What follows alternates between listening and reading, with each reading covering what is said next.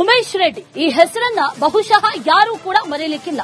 1996ರಿಂದ ನಡೆದಂತಹ ಒಂದಷ್ಟು ಸರಣಿ ಕೊಲೆಗಳಾಗಿರಬಹುದು, ಅತ್ಯಾಚಾರ ಪ್ರಕರಣಗಳಾಗಿರಬಹುದು, ಇದರಲ್ಲಿ ಮಹಿಳೆಯರು ತಲೆ ಕೆಡಿಸಿಕೊಂಡಂತಹ ಆರೋಪಿ ಈತ, ಜೊತೆಯಲ್ಲಿ 20 ಜನರನ್ನ, ಕನಿಷ್ಠ 20 ಜನರನ್ನ ಈತ ಅತ್ಯಾಚಾರ ಮಾಡಿ ಕೊಲೆ ಮಾಡಿದ ಅನ್ನುವಂತಹ ಆರೋಪ. ಈಗ ಈತ ಹೇಗಿದ್ದಾನು ಗೊತ್ತಾ? ಮಹಿಳೆಯರ ನಿದ್ದೆಗೆಡಿಸಿದಂತಹ ಆರೋಪಿ. ಪರಪ್ಪನ ಅಗ್ರಹಾರದಲ್ಲಿ ಉಮೇಶ್ ರೆಡ್ಡಿ ಕುಲ ಸೀರಿಯಲ್ ರೇಪಿಸ್ಟ್ ಉಮೇಶ್ ರೆಡ್ಡಿಗೆ ರಾಜಾತಿಥ್ಯವನ್ನ ನೀಡಲಾಗ್ತಾ ಇದೆ. ಕೈಯಲ್ಲಿ ಮೊಬೈಲ್, ಸೆಲ್ನಲ್ಲಿ ಟಿವಿ, ಬಿಂದಾಸ್ ಲೈಫ್ ಅನ್ನ ಆತ ಲೀಡ್ ಮಾಡ್ತಾ ಇದ್ದಾರೆ. ಉಮೇಶ್ ರೆಡ್ಡಿ ರಾಜಾತಿಥ್ಯದ ವಿಡಿಯೋ ಈಗ ವೈರಲ್ ಆಗಿದೆ. ಫೋನ್ನಲ್ಲಿ ಬೇರೆಯವ್ರ ಜೊತೆಗೆ ಮಾತಾಡುವಂತಹ ಒಂದು ವಿಡಿಯೋ ಈಗ ಲಭ್ಯ ಆಗ್ತಾ ಇರೋದು.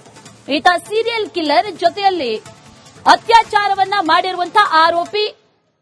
ಈತ ಈಗ ಹೇಗಿದ್ದಾನೆ ಅನ್ನುವಂತ ನಿಟ್ಟಿನಲ್ಲಿ ನೋಡೋದಾದ್ರೆ ಒಂದು ವಿಡಿಯೋ ಲಭ್ಯ ಆಗಿದೆ. ಆ ವಿಡಿಯೋವನ್ನ ಗಮನಿಸ್ತಾ ಇದೀವಲ್ಲ, ಈತ ಉಮೇಶ್ ರೆಡ್ಡಿ, ಇದು ಜೈಲಲ್ಲಿರುವಂತಹ ವಿಡಿಯೋ. ಹೊರಗಡೆ ಆರಾಮಾಗಿ ಓಡಾಡ್ಕೊಂಡಿರೋದಲ್ಲ, ಈತ ಜೈಲಲ್ಲಿದ್ದಾನೆ. ಜೈಲಲ್ಲಿರುವಂತಹ ಉಮೇಶ್ ರೆಡ್ಡಿ ಹೇಗಿದ್ದಾನೆ ನೋಡಿ.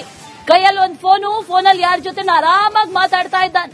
ಜೈಲಲ್ಲಿ ಯಾವ ರೀತಿಯ ರಾಜಾತಿಥ್ಯವನ್ನ ನೀಡಲಾಗ್ತಾ ಇದೆ ಅನ್ನೋದನ್ನ ಗಮನಿಸ್ತಾ ಇದ್ವಿ. ಹಿಂದೆಯೂ ಕೂಡ ಇಂಥದ್ದೇ ಒಂದಷ್ಟು ಪ್ರಕರಣಗಳು ವರದಿಯಾಗಿತ್ತು. ಪರಪ್ಪನ ಅಗ್ರಹಾರದಲ್ಲಿ ಪದೇ ಪದೇ ಇಂಥದ್ದು ಯಾಕೆ ಆಗ್ತಾ ಇದೆ ಅನ್ನುವಂತಹ ಪ್ರಶ್ನೆ. ಇಂಥದ್ದೆಲ್ಲ ನಡೆದ್ರೂ ಕೂಡ ಅಧಿಕಾರಿಗಳಾಗಿರ್ಬೋದು, ಪೊಲೀಸರಾಗಿರ್ಬೋದು, ಜೈಲಾಧಿಕಾರಿಗಳಾಗಿರ್ಬೋದು, ಯಾರು ಕೂಡ ಎಚ್ಚೆತ್ತುಕೊಳ್ಳುವಂತ ಕೆಲಸಗಳು ಆಗ್ತಾ ಇಲ್ವಲ್ಲ, ಅವರೇ ಇದಕ್ಕೆಲ್ಲ ಕಾರಣನ ಅನ್ನುವಂತ ಪ್ರಶ್ನೆಗಳು ಸಾಮಾನ್ಯವಾಗಿ ಮೂಡುತ್ತೆ. ಕೈಯಲ್ಲಿ ಫೋನು, ಭರ್ಜರಿ ಮಾತು, ಪಕ್ಕದಲ್ಲಿ ಟಿವಿ, ಇನ್ನೇನ್ ಬೇಕು? ಅದೇನ್ ಜೈಲೋ ಅಥವಾ ಯಾವ್ದಾದ್ರು ರೆಸಾರ್ಟೋ ಅಂತ ಅನ್ಸುತ್ತೆ. 1996ರಿಂದ 2002ರವರೆಗೂ ಕೂಡ 20 ಮಹಿಳೆಯರ ಮೇಲೆ ಈತ ಅತ್ಯಾಚಾರವನ್ನ ಮಾಡಿದ್ದ. 20ರಲ್ಲಿ 18 ಮಹಿಳೆಯರನ್ನ ಈತ ಕೊಂದಿದ್ದ. ಆ ನಂತರ ಮರಣದಂಡನೆಗೆ ಗುರಿಯಾಗಿದ್ದಂತಹ ನೊಟೋರಿಯಸ್ ಈತ. ಹತ್ಯೆ ಬಗ್ಗೆ ಆತನ ಒಪ್ಕೊಂಡಿದ್ದ ಈ ಉಮೇಶ್ ರೆಡ್ಡಿ. ಆ ನಂತರ ಮರಣದಂಡನೆಯಿಂದ ತಪ್ಪಿಸಿಕೊಳ್ಳಬೇಕು ಅನ್ನುವಂತಹ ನಿಟ್ಟಿನಲ್ಲಿ ಒಂದಷ್ಟು ಆಟಗಳನ್ನ ಕೂಡ ಆಡಿದ್ದ. ಸೈಕೋ ರೀತಿ ಆಕ್ಟ್ ಮಾಡಿದ್ದ.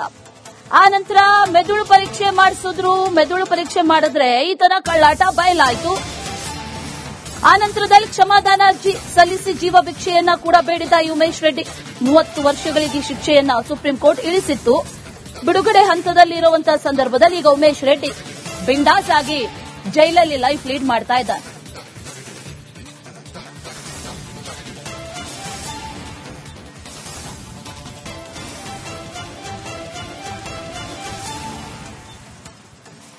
ಉಮೇಶ್ ರೆಡ್ಡಿ ಈಗ ಹೇಗಿದ್ದಾನೆ ಅನ್ನೋದಕ್ಕೆ ಸಂಬಂಧಪಟ್ಟಂತೆ ಒಂದಷ್ಟು ವಿಜುವಲ್ಗಳು ಈಗ ಲಭ್ಯ ಆಗಿರೋದು.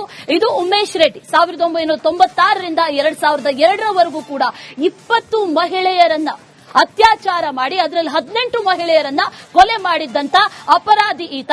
ಆ ನಂತರದಲ್ಲಿ ಆತನ ಡ್ರಾಮಾ ಎಲ್ಲವೂ ಕೂಡ ಸುಪ್ರೀಂ ಕೋರ್ಟ್ ವರೆಗೂ ಹೋಗಿದ್ದು ಕೂಡ ಗೊತ್ತಿರುವಂತ ವಿಚಾರ. ಆದ್ರೆ ಈಗ ಹೇಗಿದ್ದಾನೆ ನೋಡಿ. ಕೈಯಲ್ಲಿ ಫೋನು, ಆರಾಮಾಗಿ ಮಾತು, ಕೈಯಲ್ಲೊಂದು ಪುಸ್ತಕ ಬೇರೆ ಇಟ್ಕೊಂಡಿದ್ದಾನೆ. ಯಾರಿಗೋ ಬೇಕಾದವ್ರಿಗೆಲ್ಲ ಕರೆ ಮಾಡೋದಕ್ಕೆ ಎಲ್ಲಾ ರೀತಿಯ ಫೆಸಿಲಿಟಿಗಳು ಪರಪ್ಪನ ಅಗ್ರಹಾರದಲ್ಲಿ ಯಾವುದೇ ಚಿಂತೆ ಇಲ್ಲದೆ ಸಿಗುತ್ತೆ ಅನ್ನೋದಕ್ಕೆ ಈ ವಿಜುವಲ್ ಒಂದೇ ಸಾಕ್ಷಿ. ಅದರ ಜೊತೆಯಲ್ಲಿ ಪಕ್ಕದಲ್ಲೇ ಟಿವಿ ಓಡ್ತಾ ಇದೆ. ಅದರಲ್ಲಿ ಒಂದಷ್ಟು ಹಾಡುಗಳು ಕೂಡ ಪ್ಲೇ ಆಗ್ತಾ ಇರೋದನ್ನ ಗಮನಿಸ್ತಾ ಇದೀವಿ. ಆರಾಮಾಗಿದ್ದಾನೆ ಅನ್ನೋದಂತೂ ಗಮನಿಸ್ತಾ ಇದೀವಿ. ಇದು ಜೈಲೋ ಅಥವಾ ರೆಸಾರ್ಟ್ ಅಲ್ಲಿ ಇದ್ದಾನೋ ಅನ್ನುವಂಥದ್ದನ್ನ ಜೈಲಾಧಿಕಾರಿಗಳೇ ಕನ್ಫರ್ಮ್ ಮಾಡಬೇಕು. ಇದೇ ವಿಚಾರಕ್ಕೆ ಸಂಬಂಧಪಟ್ಟಂತೆ ಡೀಟೇಲ್ಸ್ ಅನ್ನ ಕೊಡ್ತಾ ಹೋಗ್ತಾರೆ ನಮ್ಮ ಪ್ರತಿನಿಧಿ ಅರವಿಂದ್. ನೇರ ಸಂಪರ್ಕದಲ್ಲಿ ಜಾಯಿನ್ ಆಗ್ತಾ ಇದ್ದಾರೆ. ಅರವಿಂದ್, ಗಮನಿಸ್ತಾ ಇದೀವಿ, ನಿಜಕ್ಕೂ ಕೂಡ ಈ ಉಮೇಶ್ ರೆಡ್ಡಿ ಜೈಲಲ್ಲೇ ಇದ್ದಾರಾ ಅಂತ ಡೌಟ್. ಯಾಕಂದ್ರೆ ಯಾವುದೋ ರೆಸಾರ್ಟ್ ಅಲ್ಲಿ ಇರೋ ರೀತಿ ಫೀಲ್ ಆಗ್ತಾ ಇದೆ. ಏನ್ ಮಾಹಿತಿ ಇದೆ ಅರವಿಂದ್?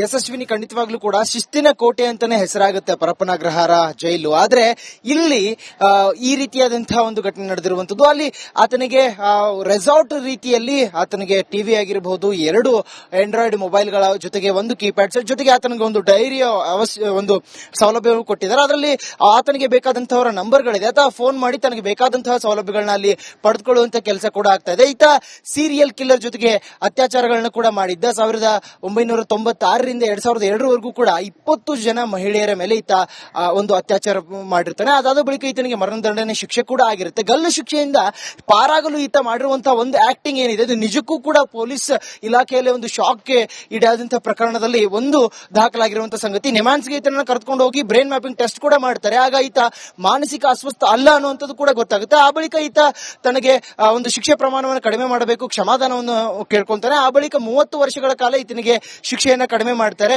ಈಗ ಈತನ ಒಂದು ಸೌಲಭ್ಯಗಳನ್ನ ಈತ ಜೈಲಲ್ಲಿ ಇರುವಂತಹ ಒಂದು ವಿಚಾರವನ್ನ ನೋಡೋದಾದ್ರೆ ಈತನಿಗೆ ಅಲ್ಲಿ ಎಲ್ಲಾ ರೀತಿಯಾದಂತಹ ಸೌಲಭ್ಯಗಳು. ಎಲ್ಲೋ ಒಂದು ಕಡೆ ದರ್ಶನ್ ಅವರು ಕೇವಲ ಒಂದು ಬೆಡ್ ಶೀಟ್, ಒಂದು ಹಾಸಿಗೆಗೋಸ್ಕರ ಎಷ್ಟೊಂದು ಪರದಾಡ್ತಾ ಇದ್ದಾರೆ ಅನ್ನುವಂತಹ ಹಂತದಲ್ಲಿ ಸಾಕಷ್ಟು ಚರ್ಚೆಗೆ ಕೂಡ ಗ್ರಾಸವಾದಂತಹ ವಿಷಯ ಒಂದು ಕಡೆ ಆದ್ರೆ, ಮತ್ತೊಂದು ಕಡೆ ಇತ್ತ ಪರಪ್ಪನ ಅಗ್ರಹಾರ ಜೈಲಿನಲ್ಲಿ ಅದರಲ್ಲೂ ಕೂಡ ಪ್ರಮುಖವಾಗಿ ವಿಚಾರಣಾಧೀನ ಕೈದಿಗಳಿಗೂ ಹಾಗೆ ಶಿಕ್ಷೆಗೆ ಒಂದು ಪ್ರಕಟ ಆದಂತಹ ಕೈದಿಗಳಿಗೂ ಕೂಡ ಬರ್ತ್ಡೇ ಮಾಡಿಕೊಳ್ಳೋದಕ್ಕೆ ಇವರಿಗೆ ಅವಕಾಶ ಮಾಡಿಕೊಡ್ಲಾಗುತ್ತೆ. ಎಲ್ಲಾ ರೀತಿಯಾದಂತಹ ಸೌಲಭ್ಯಗಳನ್ನ ಕೊಡ್ತಾ ಇದ್ದಾರೆ. ಇಲ್ಲಿ ಅದರಲ್ಲೂ ಕೂಡ ಇಂತಹ ಸೀರಿಯಲ್ ಕಿಲ್ಲರ್, ಇಂತಹ ರೇಪಿಸ್ಟ್ಗೆ, ಸೈಕೋ ಕಿಲ್ಲರ್ಗೆ ಈತನಿಗೆ ಟಿವಿ, ಮೊಬೈಲ್ಗಳು ಜೊತೆಗೆ ಡೈರಿ, ಆತನಿಗೆ ಬೇಕಾದಂತಹ ಎಲ್ಲಾ ಅವಶ್ಯಕತೆಯ ಸೌಲಭ್ಯಗಳನ್ನ ಕೂಡ ಅಲ್ಲಿ ಕೊಡುವಂತ ಕೆಲಸ ಆಗ್ತದೆ. ಹಾಗಾದ್ರೆ ಯಾವ ರೀತಿಯಾದಂತಹ ಕಾನೂನು ಇದು? ಜೈಲು ಮ್ಯಾನ್ಯುವಲ್ ಅಲ್ಲಿ ಈ ರೀತಿಯಾದಂತಹ ಸೌಲಭ್ಯ ಕೊಡೋದಕ್ಕೆ, ಅದಕ್ಕೂ ಕೂಡ ಇಂತಹ ಒಬ್ಬ ಕೈದಿಗೆ ಕೊಡೋದಕ್ಕೆ ಸಾಧ್ಯ ಅನ್ನುವಂತ ಪ್ರಶ್ನೆ ಈಗ ಮೂಡ್ತಾ ಇರುವಂತದ್ದು. ಪ್ರಮುಖವಾಗಿ ಈತ 18 ಜನರನ್ನ ಕೊಂದಿರ್ತಾನೆ. ಅಂದ್ರೆ 20 ಜನರನ್ನ ಏನ್ ರೇಪ್ ಮಾಡಿರ್ತಾನೆ, ಅದ್ರಲ್ಲಿ 18 ಜನ ಸತ್ತೋಗಿರ್ತಾರೆ. ಸದ್ಯ ಈಗ ಇದು ಪ್ರಶ್ನಾರ್ಥಕವಾಗಿ ಉಳಿದಿರುವಂತದ್ದು. Ashwini. Right Aravind, thank you ಡೀಟೇಲ್ಸ್ಗೆ. ಉಮೇಶ್ ರೆಡ್ಡಿ ಈ ಹೆಸರನ್ನ ಬಹುಶಃ ಯಾರೂ ಕೂಡ ಮರೀಲಿಕ್ಕಿಲ್ಲ. 1996ರಿಂದ ನಡೆದಂತ ಒಂದಷ್ಟು ಸರಣಿ ಕೊಲೆಗಳಾಗಿರ್ಬೋದು, ಅತ್ಯಾಚಾರ ಪ್ರಕರಣಗಳಾಗಿರ್ಬೋದು, ಇದರಲ್ಲಿ ಮಹಿಳೆಯರು ತಲೆ ಕೆಡಿಸಿಕೊಂಡಂತ ಆರೋಪಿ ಈತ. ಜೊತೆಯಲ್ಲಿ 20 ಜನರನ್ನ, ಕನಿಷ್ಠ 20 ಜನರನ್ನ ಈತ ಅತ್ಯಾಚಾರ ಮಾಡಿ ಕೊಲೆ ಮಾಡಿದ ಅನ್ನುವಂತ ಆರೋಪ. ಈಗ ಈತ ಹೇಗಿದ್ದಾನು ಗೊತ್ತಾ? ಮಹಿಳೆಯರ ನಿದ್ದೆಗೆಡಿಸಿದಂತ ಆರೋಪಿ ಪರಪ್ಪನ ಅಗ್ರಹಾರದಲ್ಲಿ ಉಮೇಶ್ ರೆಡ್ಡಿ ಕುಲ ಸೀರಿಯಲ್ ರೇಪಿಸ್ಟ್ ಉಮೇಶ್ ರೆಡ್ಡಿಗೆ ರಾಜ್ಯಾತಿಥ್ಯವನ್ನ ನೀಡಲಾಗ್ತಾ ಇದೆ. ಕೈಯಲ್ಲಿ ಮೊಬೈಲ್, ಸೆಲ್ನಲ್ಲಿ ಟಿವಿ, ಬಿಂದಾಸ್ ಲೈಫ್ ಅನ್ನ ಆತ ಲೀಡ್ ಮಾಡ್ತಾ ಇದ್ದಾನೆ. ಉಮೇಶ್ ರೆಡ್ಡಿ ರಾಜ್ಯಾತಿಥ್ಯದ ವಿಡಿಯೋ ಈಗ ವೈರಲ್ ಆಗಿದೆ. ಫೋನ್ನಲ್ಲಿ ಬೇರೆಯವ್ರ ಜೊತೆಗೆ ಮಾತಾಡುವಂತ ಒಂದು ವಿಡಿಯೋ ಈಗ ಲಭ್ಯ ಆಗ್ತಾ ಇರೋದು. ಈತ ಸೀರಿಯಲ್ ಕಿಲ್ಲರ್, ಜೊತೆಯಲ್ಲಿ ಅತ್ಯಾಚಾರವನ್ನ ಮಾಡಿರುವಂತ ಆರೋಪಿ. ಈತ ಈಗ ಹೇಗಿದ್ದಾನೆ ಅನ್ನುವಂತ ನಿಟ್ಟಿನಲ್ಲಿ ನೋಡೋದಾದ್ರೆ ಒಂದು ವಿಡಿಯೋ ಲಭ್ಯ ಆಗಿದೆ. ಆ ವಿಡಿಯೋವನ್ನ ಗಮನಿಸ್ತಾ ಇದೀವಲ್ಲ, ಈತ ಉಮೇಶ್ ರೆಡ್ಡಿ, ಇದು ಜೈಲಲ್ಲಿರುವಂತಹ ವಿಡಿಯೋ. ಹೊರಗಡೆ ಆರಾಮಾಗಿ ಓಡಾಡ್ಕೊಂಡಿರೋದಲ್ಲ, ಈತ ಜೈಲಲ್ಲಿದ್ದಾನೆ. ಜೈಲಲ್ಲಿರುವಂತಹ ಉಮೇಶ್ ರೆಡ್ಡಿ ಹೇಗಿದ್ದಾನೆ ನೋಡಿ. ಕೈಯಲ್ಲಿ ಒಂದು ಫೋನಲ್ಲಿ ಯಾರ ಜೊತೆ ಆರಾಮಾಗಿ ಮಾತಾಡ್ತಾ ಇದ್ದಾನೆ.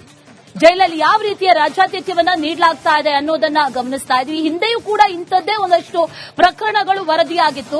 ಪರಪ್ಪನ ಅಗ್ರಹಾರದಲ್ಲಿ ಪದೇ ಪದೇ ಇಂಥದ್ದು ಯಾಕೆ ಆಗ್ತಾ ಇದೆ ಅನ್ನುವಂತಹ ಪ್ರಶ್ನೆ. ಇಂಥದ್ದೆಲ್ಲ ನಡೆದ್ರೂ ಕೂಡ ಅಧಿಕಾರಿಗಳಾಗಿರ್ಬೋದು, ಪೊಲೀಸರಾಗಿರ್ಬೋದು, ಜೈಲಾಧಿಕಾರಿಗಳಾಗಿರ್ಬೋದು, ಯಾರು ಕೂಡ ಎಚ್ಚೆತ್ತುಕೊಳ್ಳುವಂತ ಕೆಲಸಗಳು ಆಗ್ತಾ ಇಲ್ವಲ್ಲ, ಅವರೇ ಇದಕ್ಕೆಲ್ಲ ಕಾರಣನ ಅನ್ನುವಂತ ಪ್ರಶ್ನೆಗಳು ಸಾಮಾನ್ಯವಾಗಿ ಮೂಡುತ್ತೆ. ಕೈಯಲ್ಲಿ ಫೋನು, ಭರ್ಜರಿ ಮಾತು, ಪಕ್ಕದಲ್ಲಿ ಟಿವಿ, ಇನ್ನೇನ್ ಬೇಕು?